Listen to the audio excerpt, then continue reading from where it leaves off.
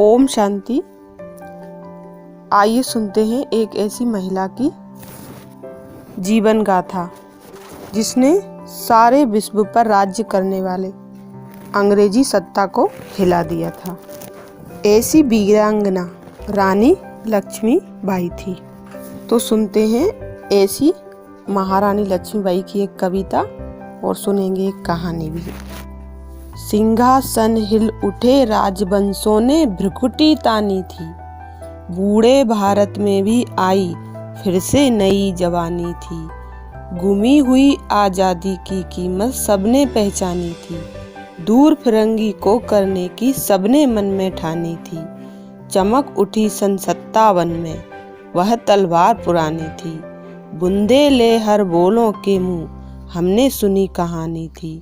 खूब लड़ी मर्दानी वह तो झांसी वाली रानी थी।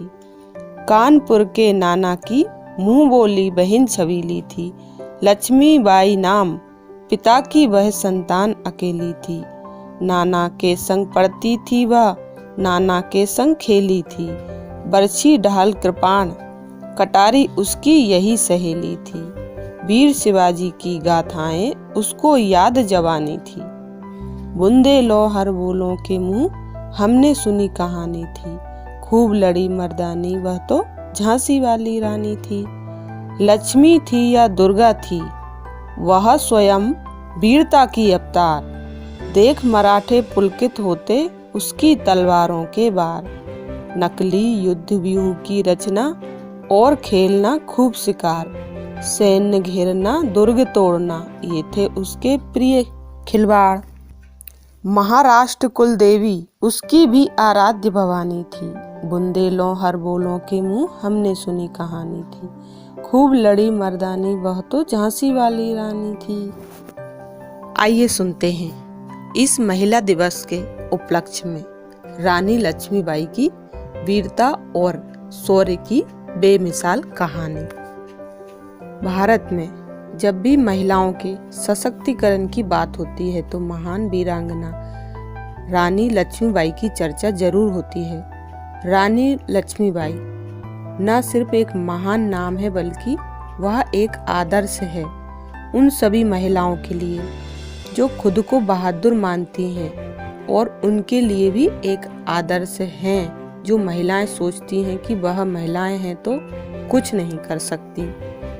देश के पहले स्वतंत्रता संग्राम में महत्वपूर्ण भूमिका निभाने वाली रानी लक्ष्मीबाई के अप्रतिम शौर्य से चकित अंग्रेजों ने भी उनकी प्रशंसा की थी और वह अपनी वीरता के किस्सों को लेकर किंवदंती बन चुकी हैं। रानी लक्ष्मीबाई का जन्म 19 नवंबर 1828 को काशी के अस्सी घाट वाराणसी में हुआ था। इनके पिता का नाम मोरोपंत तांबे और माता का नाम भागीरथी बाई था। इनका बचपन का नाम मणिकर्णिका रखा गया, परंतु प्यार से मणिकर्णिका को मनु पुकारा जाता था। मनु जब मात्र 4 साल की थी तब उनकी मां का निधन हो गया। पत्नी के निधन के बाद मोरोपंत मनु को लेकर झांसी चले गए। रानी लक्ष्मीबाई का बचपन उनके नाना के घर में बीता, जहां वह छबीली कहकर पुकारी जाती थी।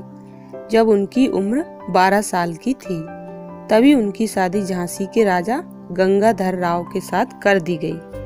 उनकी शादी के बाद झांसी की आर्थिक स्थिति में अप्रत्याशित सुधार हुआ। इसके बाद मनु का नाम लक्ष्मीबाई रखा गया। अश्वारोहण और शस्त्र संधान में निपुण महारानी लक्ष्मीबाई ने झांसी किले के अंदर ही महिला सेना खड़ी कर ली थी, जिसका संचालन वह स्वयं मर्दानी पोशाक पहनकर करती थी। उनके पति राजा गंगाधर राव यह सब देखकर प्रसन्न रहते। कुछ समय बाद रानी लक्ष्मीबाई ने एक पुत्र को जन्म दिया, पर कुछ ही महीने बाद बालक की मृत्यु हो गई। पुत्र वियोग के आघात से दुखी राजा ने 21 नवंबर 1853 को प्राण त्याग दिए। झांसी शोक में डूब गई। अंग्रेजों ने अपनी कुटिल नीति के चलते झांसी पर चढ़ाई कर दी। रानी ने तोपों से युद्ध करने की रणनीति बनाते हुए कड़क बिजली, घन गर्जन, भवानी शंकर आदि तोपों को किले पर अपने विश्वास पात्र तोपची के नेतृत्व में लगा दिया। 14 मार्च 1857 से 8 दिन तक तोपें किले से आग उगलती रहीं।